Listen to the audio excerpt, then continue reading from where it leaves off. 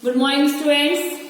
Subject moral value, class 7, chapter 5, chapter chemistry, part 2. So, इसको part first मैंने आपको explain कर दिया था ना. वो started part 2. Every day the girl would visit the homeless man by the stream. हर दिन वो बच्ची जो लड़की थी वो स्ट्रीम के पास मतलब धारा के पास में नदी के किनारे जाती थी. She would always bring him something to eat. और उसे कुछ ना कुछ खाने को देके आती थी. One day, एक दिन the little girl was told that she was go away later that day. उस लड़की ने एक दिन उस ओल्ड मैन को बोला कि मैं कहीं बाहर जा रही हूँ और मैं फिर अब नहीं आ पाऊंगी कुछ दिनों तक. Hearing this news, यह खबर सुनकर she hurried to stream to look for the homeless man, but he wasn't there.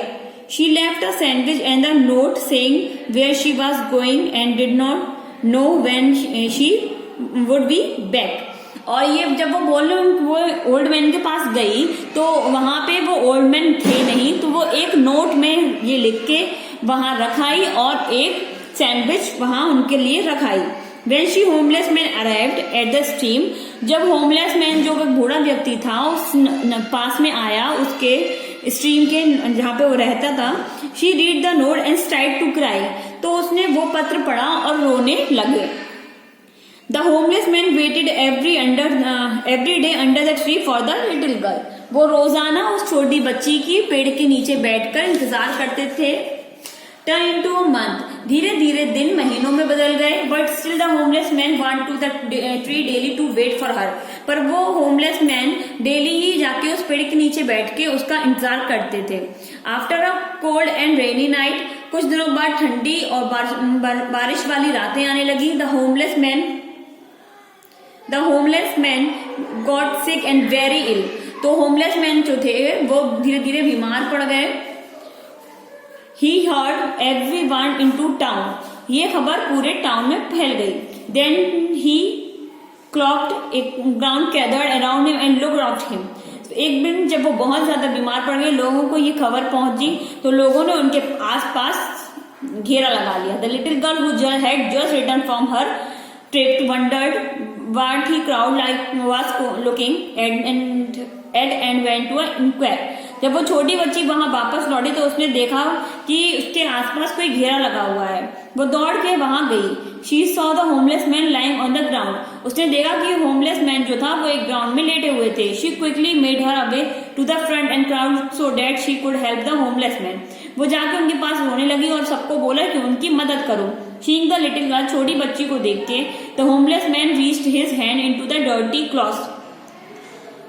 तो उस होमलेस मैन ने अपने गंदे कपड़े थे एंड गेव हर डॉल, एक गुड़िया निकाली छोटी सी, एंड देन डेड, और दे के उस बच्ची को दे दिया. उसके बाद उनकी मृत्यु हो गई. The little girl cried. वो छोटी बच्ची बहुत रोई.